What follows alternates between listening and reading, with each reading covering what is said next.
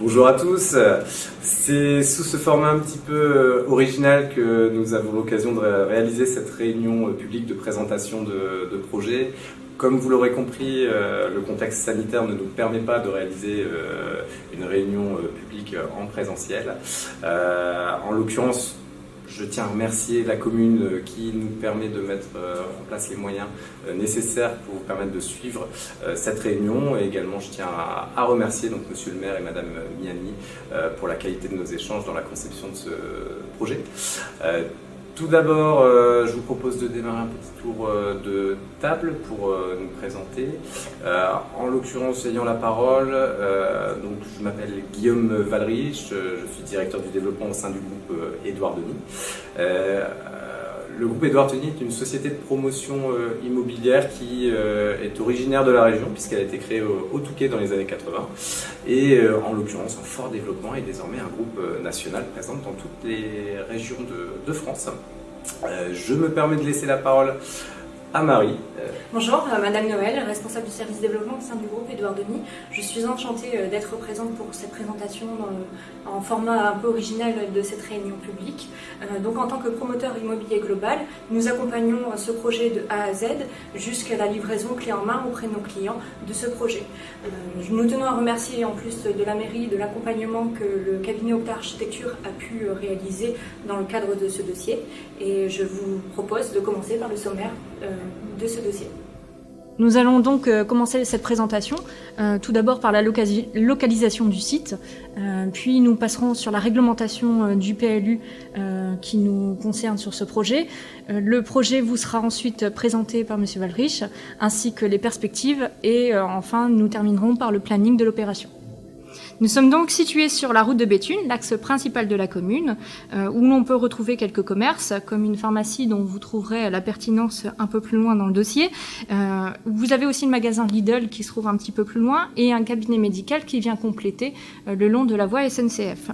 Le site est donc situé dans un ensemble très urbain, sur un tissu assez dense.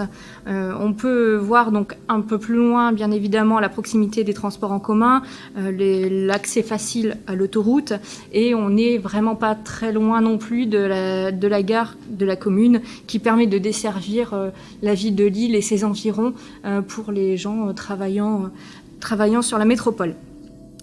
Donc on voit sur ce zoom l'imbrication des espaces autour de l'entrepôt industriel. L'objectif de ce dossier a été aussi la libération et l'aération des espaces, que ce soit pour le projet en lui-même, mais aussi pour ses avoisinants. Sur votre droite, vous retrouvez donc la maison de l'ancienne fleuriste. Cette maison ainsi que le porche seront conservés pour le futur cabinet médical qui viendra compléter l'offre de ce projet. Avec la ville, le projet a été réfléchi à l'ouverture, à l'ensoleillement des riverains. Donc sur les parties bleues, vous retrouvez en fait les espaces qui seront conservés. Donc on retrouve la maison de la fleuriste, dans laquelle en fait donc la maison sera conservée pour y intégrer le cabinet médical, et donc le porche sera utile pour l'accès aux riverains de leur garage, donc du voisin, ainsi que l'accès pour le cabinet médical. Sur la partie rouge, donc c'est la partie qui ne sera pas conservée, on remarque un gabarit qui est assez important, et donc le travail a été aussi de diminuer ce projet par rapport à l'existant au niveau des volumes. La réflexion sur la mise en valeur de l'architecture a été aussi de garder cet esprit de maison de ville et donc de retravailler l'ensemble de la façade. Donc sur l'environnement du site, donc on a repris un peu ce qu'il y avait en face et sur les avoisinants. Tout d'abord, en fait, on remarque que les gabarits sont assez variés. On retrouve de la maison de ville avec, on va dire, un premier étage et des combles aménagés, mais aussi de la maison de ville un peu plus dense avec 2 étages, que ce soit la maison individuelle, mais aussi des appartements. Le tissu urbain est donc majoritairement de la maison individuelle, assez compacte. On va dire qu'en général, on est sur du R+1 plus comble. Vous retrouvez aussi dans les environs du site le parking voisin avec ses 32 places desservant la voie SNCF, mais desservant aussi le petit cabinet médical qui s'y situe. Donc le plan local d'urbanisme, pour les personnes ne connaissant pas ce document, c'est le document en fait rédigé par l'AMEL qui reprend les règles d'urbanisation pour tout projet, reprenant les emprises au sol, les espaces verts, les hauteurs et les réglementations en termes de stationnement. Donc sur ce site, il a été rédigé dans le cadre du PLU une hauteur de 10 mètres maximum, ce qui reprend en fait un petit peu moins de la hauteur qui existe déjà, puisque les avoisinants sont autour des 11 mètres. Au niveau des places de stationnement, on reprend donc une place de stationnement pour 50 mètres carrés de SDP. Donc la SDP, c'est la surface qui sera construite dans le cadre du projet, ainsi qu'une place de visiteur pour 5 logements. Donc le projet répondant à de nombreuses places de stationnement prévues. Et vous retrouvez en bas à droite l'image reprenant la zone de constructibilité, c'est-à-dire la zone où le projet pourra être implanté. Je vous propose de vous présenter désormais le plan masse du projet. Dans le cadre de la réflexion et du montage de ce dossier, nous avons eu un souhait très attentif de pouvoir vous présenter un projet qualitatif et qui s'insère harmonieusement au sein de votre quartier. Pour ce faire, nous avons souhaité recréer un front à rue harmonieux en logement collectif avec un gabarit de bâtiment qui n'excédera pas le R+1 plus comble présent actuellement dans la rue.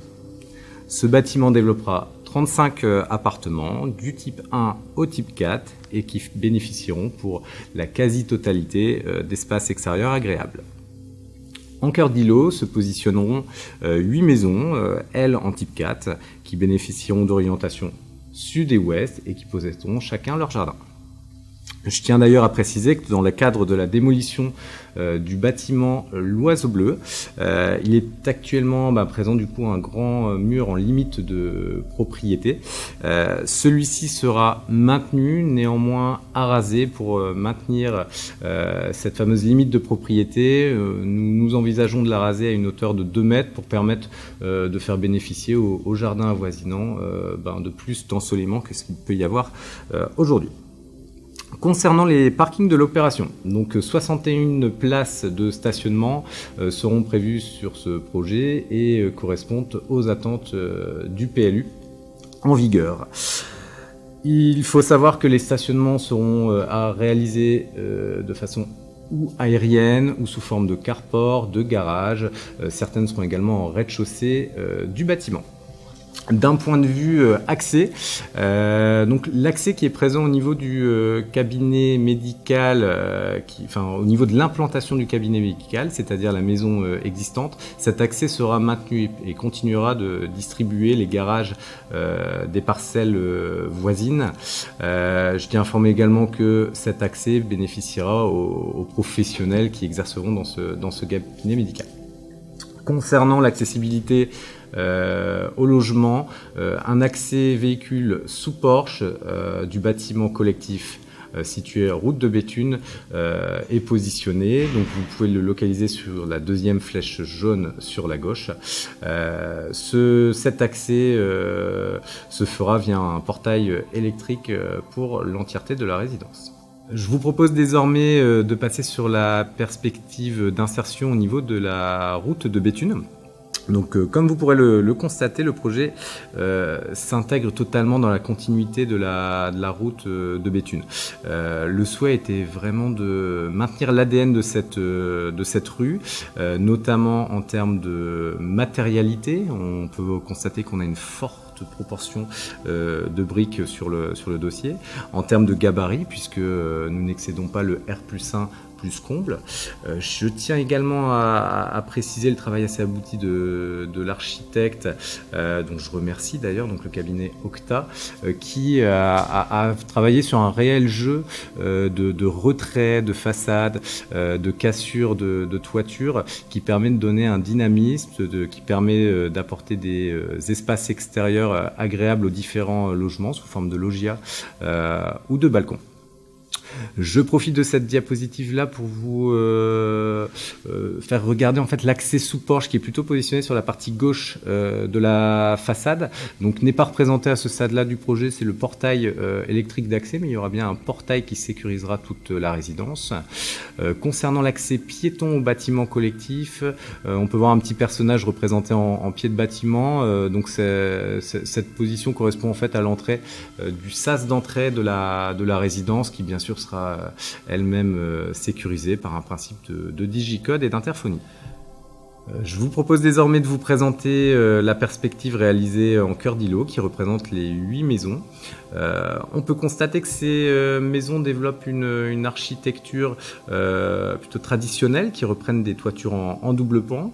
L'architecte a également apporté un certain dynamisme et séquençage dans ces maisons, c'est-à-dire vous avez une alternance entre des façades en briques, des façades plus claires qui aèrent le projet, qui peuvent être en enduit, en bardage ou autre. Il y a également une pointe de bois qui rend assez harmonieux et léger ce projet au niveau des carpores. On peut également constater la couleur gris anthracite plutôt élégante qui recouvre les carpores, les portes de garage et les menuiseries extérieures des fenêtres. Je tiens également à vous préciser que ces 8 maisons qui sont réalisées en cœur d'îlot ont vraiment été un souhait également de la commune de pouvoir apporter des logements plutôt individuels qui bénéficieront de jardins avec une belle orientation. De plus, cela permet également de respecter un petit peu l'intégration de ce projet au sein du quartier puisque ça limitera considérablement les vis-à-vis par rapport à un potentiel projet de logement collectif en cœur d'îlot. D'ailleurs, les jardins se feront face entre les maisons existantes et les maisons actuelles, ce qui permet de supposer sans nul doute que le projet vivra bien et s'intégrera très bien au sein de ce quartier. Je vous propose cette fois-ci de vous présenter la perspective réalisée sur le bâtiment collectif en cœur d'îlot. Comme vous pourrez le constater, il y a eu un réel souhait de rendre un projet harmonieux et cohérent avec les maisons qui sont réalisées également au cœur d'îlot. La cohérence revient surtout par rapport au choix des matériaux qui ont été réalisés. On retrouve une touche de briques rouges présente au rez-de-chaussée du bâtiment. À cela est complété des tons plus clairs qui aèrent le projet avec du coup du bardage ou de l'enduit. On peut constater également la présence de balcons et d'espaces extérieurs si importants en cette période sanitaire. Je peux également vous préciser que on peut constater quelques touches végétales sur cette vue. Sachez que à ce titre, la position précise des différents sujets végétaux ou arbustes n'est pas encore figée.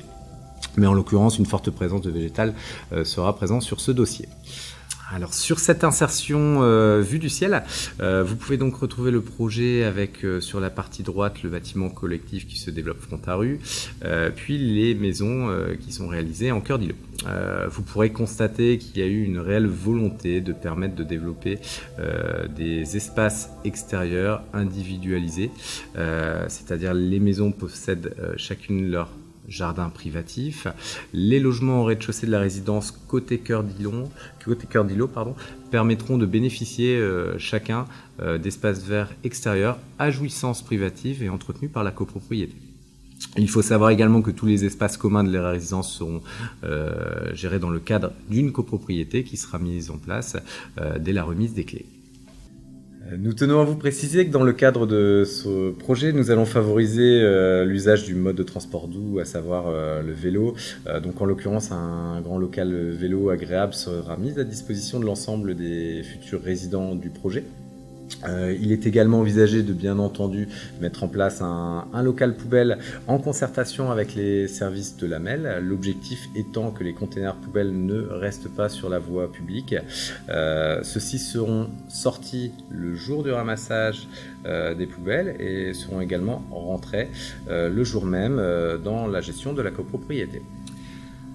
Alors d'un point de vue planning, nous serons sur des dates plutôt cohérentes avec un projet de promotion immobilière. Donc il faut savoir que nous envisageons de déposer le permis de construire d'ici au 30 mars de cette année. Dans ce cadre et en toute logique, nous envisagerons du coup un démarrage du chantier du coup au premier trimestre de l'année 2022. Il faut savoir que sur ce type de projet, le délai de construction envisagé est d'environ 16 mois. Donc nous envisageons une fin de chantier aux alentours du deuxième trimestre 2023. Il est à noter qu'au démarrage du chantier, la première phase concernera bien sûr la démolition des bâtiments existants. S'en suivra une première phase de VRD, puis s'en suivra également le projet en lui-même de construction bâtiment. Donc la remise des clés, comme vous pouvez le constater, est envisagée à ce jour, plutôt en juillet 2023. Nous espérons que cette présentation vous a plu et a répondu en partie aux questions que vous pouviez vous poser. En l'occurrence, sachez que la commune ainsi que le groupe Édouard Denis se tiennent à votre entière disposition pour toute question complémentaire. On vous remercie pour votre écoute et vous souhaitons une bonne journée. Au revoir.